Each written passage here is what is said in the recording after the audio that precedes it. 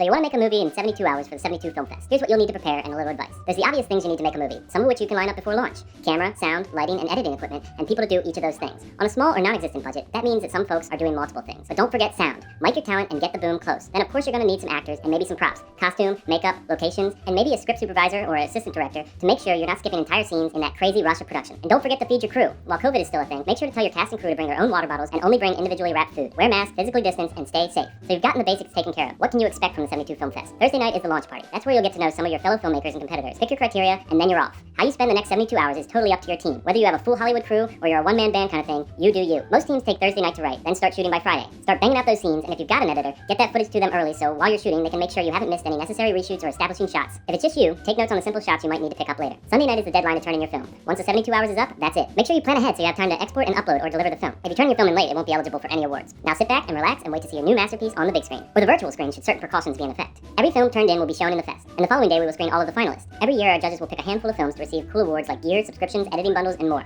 But of course, anyone that can pull off a movie in 72 hours is a winner in our book. So are you ready? The first step is to get registered.